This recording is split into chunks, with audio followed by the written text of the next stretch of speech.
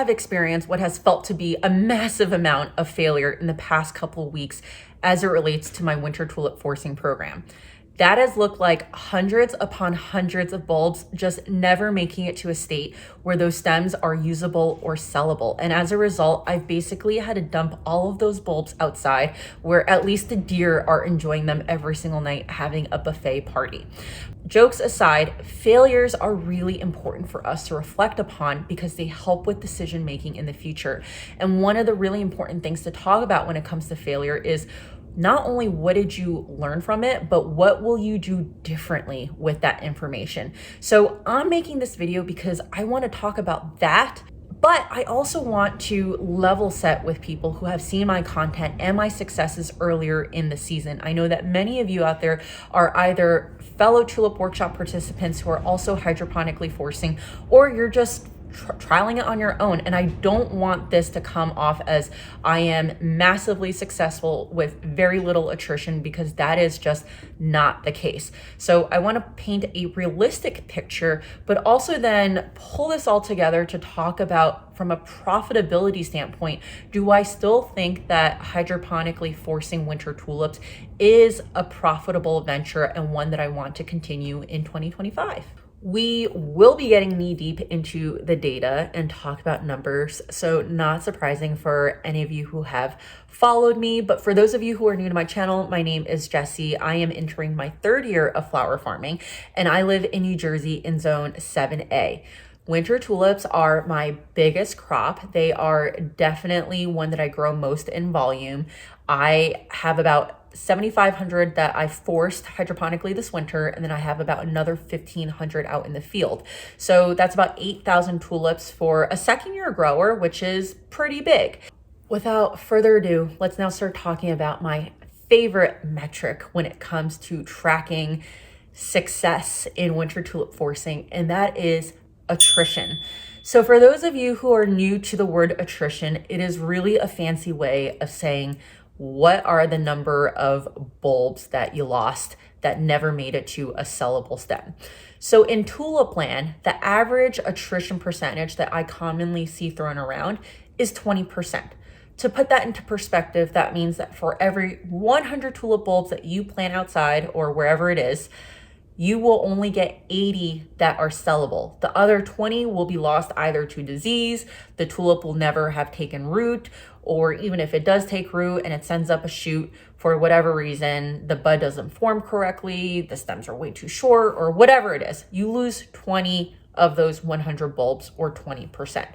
So 20% attrition is, I feel, what is commonly accepted, but that is a really high number if you think about it. So losing 20 stems out of 100, if you were to sell each of those at $2, that's $40 that you've lost. And although $40 doesn't sound like a lot, once you start scaling that up in terms of the number of bulbs that you've planted, it becomes a really big number, and I'm going to demonstrate that with my own numbers. So let's talk about my personal attrition numbers when it comes to winter forcing, because I've kept very, very detailed records. I know from year one that attrition changes throughout the season. It just goes up because the risks of forcing go up. So I wanted to make sure that that was one metric that I kept on tracking. So I actually have very detailed numbers on this. We're going to break up my attrition numbers into two time frames. We're going to break it up before Valentine's Day and after Valentine's Day.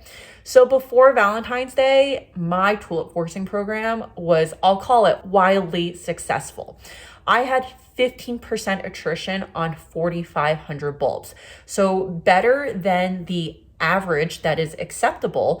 And I would say that for the most part, my trays were very consistent in hitting 10 to 12% attrition. So that 15% average is like a true median average, meaning I don't have crazy outliers that are getting me to that 15%. I'm actually consistently achieving that 15%. I did have a tray here or there that had pretty high attrition, like up to, I think one tray had 45%, but for the most part, I was achieving 10%, and some trays I had like 5% attrition. So fantastic. Now let's shift gears to after Valentine's Day. My attrition after Valentine's Day was 65%. Over 1,500 bulbs. So fewer bulbs compared to the 4,500, but way higher attrition. And I was getting trays that had like basically 95% failure. I would say on like consistently, I was seeing at least 80%. And so one of the things that we're going to dive into is just what are some of the factors that contributed to that 65% attrition percentage. That's going to give you a little bit more insight. But what I want to do is I want to quantify that first for you in terms of what that means for me in terms of lost sales and lost profitability. So before I do that, let's talk about just my selling and what those numbers look like. I sell both wholesale and retail, and I would say that on average, my wholesale stems are around $2 a stem.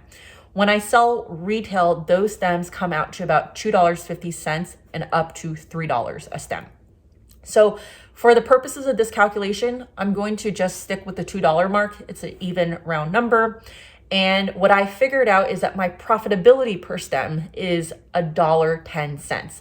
That profitability takes into costs like the labor of rooting, growing, harvesting, making bouquets. It also takes into consideration utilities, all of the not all of the infrastructure, but some of the infrastructure that I've had to invest this year to make tulip forcing happen. So buying trays. It also takes into consideration things like credit card processing fees, as well as rubber bands, the bouquet sleeves. So everything that I could have thought of goes in there. It does not take into account the cost of the tulip workshop because I basically made that back my first season.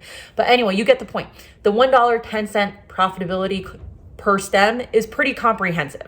So using those two numbers, we're going to talk about my lost potential because of that attrition.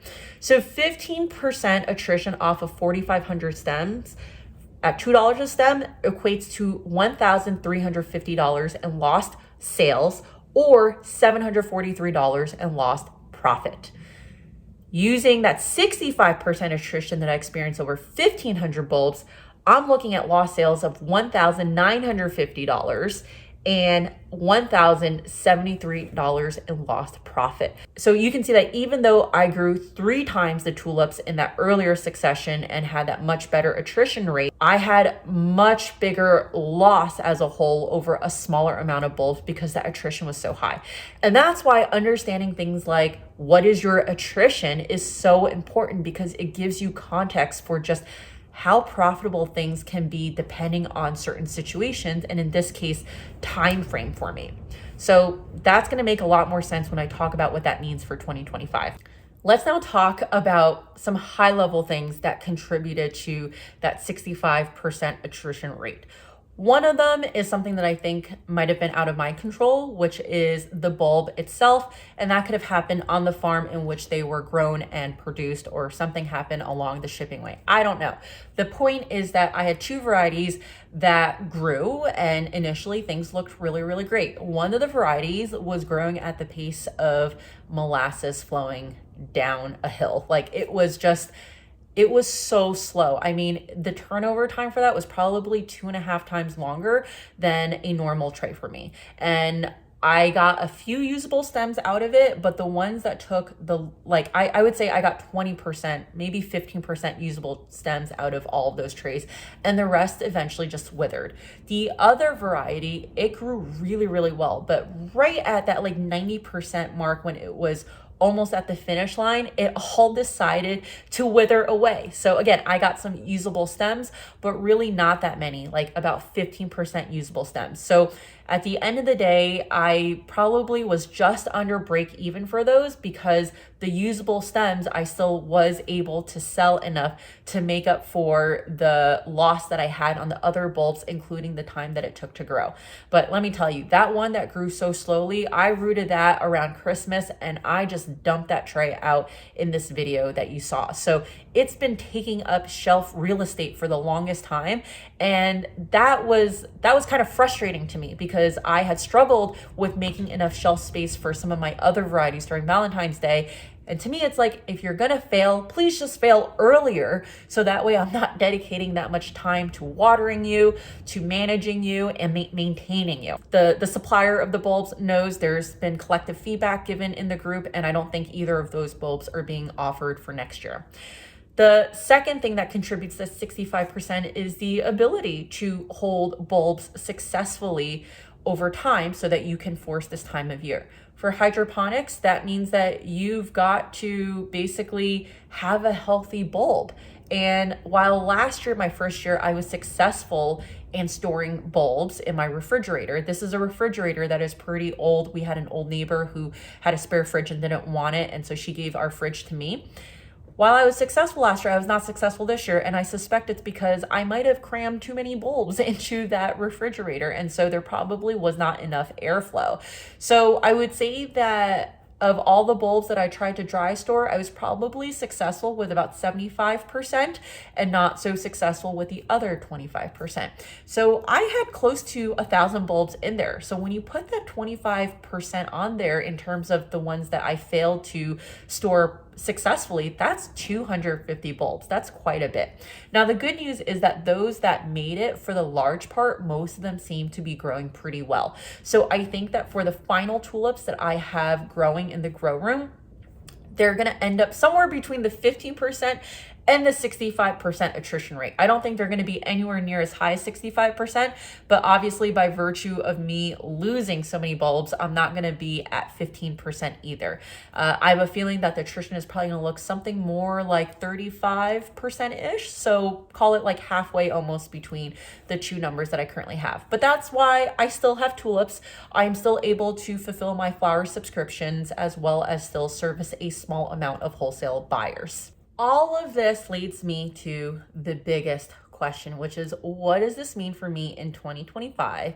Because just a couple of weeks ago, I did an interview with Haley from Bryn Hill Flower Farm, and we were just dreaming about scaling up our operations for 2025. And I threw out a number, I think it was like 11,000-ish bulbs that I wanted to expand to.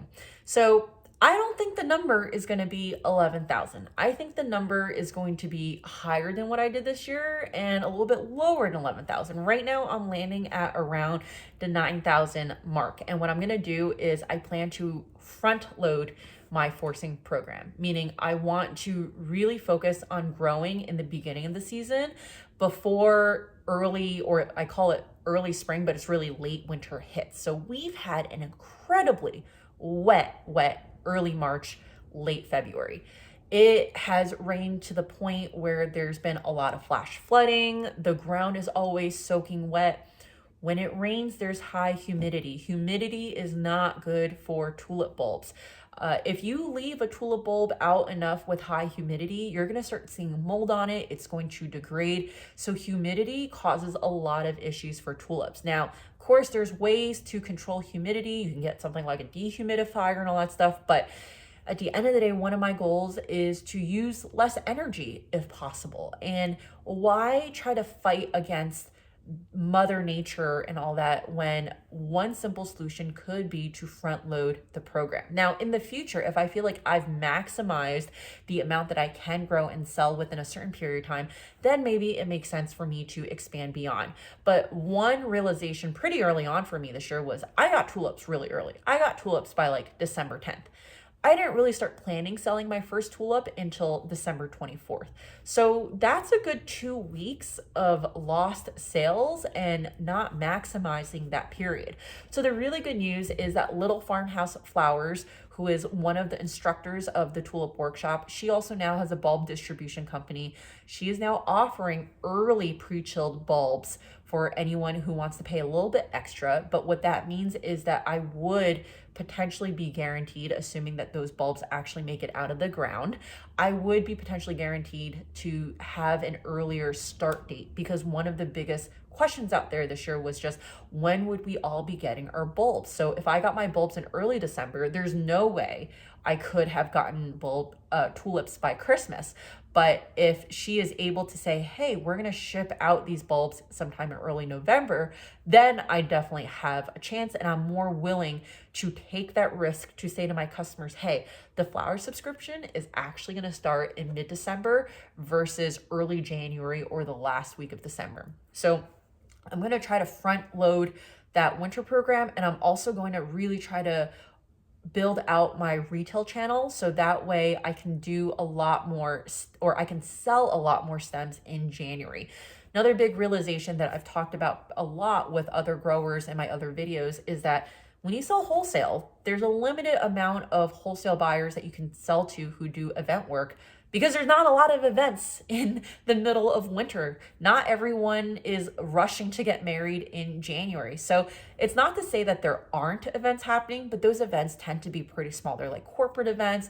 There might be like a shower here or there, but people are not looking to buy these stems in bulk. And it is a little bit more challenging to sell winter tulips wholesale to retail florists because the stem price is quite high for that retail florist. So I'm saying this because my goal this year was to move a lot more to wholesale, and I'm recognizing that when it comes to winter tulips, I might really need to rethink how much wholesale can play and build up that retail portion of my business. So I had a lot of really great learnings this year. It was still a really successful program for me. Because I had so much success earlier in the season, I was so profitable enough that I could have lost all of my bulbs from Valentine's Day onwards and still been profitable. Now, I wouldn't have been profitable to the point where I thought it was worth my time, but I still would have been profitable. So it's a testament to just if you could keep your attrition rates around that 15% mark and basically keep your costs at where I am so that each stem is $1.10 in profit, it does actually become worth your time to invest in doing this. This was a bit of a look into my mind and what goes on in my mind when things like failure happens and what kind of information I'm looking at, what I'm doing with that information. I hope that having a look into that is helpful for you. It helps get you thinking about what are the things that you should be tracking this year. I would definitely recommend pick a crop that is one that you are interested in, one that you're growing the most of, one that you want to grow the most of in future years, and track metrics. Track how many seeds you sow, how many plugs you get in, how many you plant, how many make it out, how many you harvested, how many you didn't harvest, how many you were able to sell, how many you were not able to sell, and really get a good handle of that data so that at the end of the season, you can reflect on in the same way that I've been able to reflect on in this video. So let me know if you have any questions. Please smash that like button if this video was helpful for you, and I'll see you next time.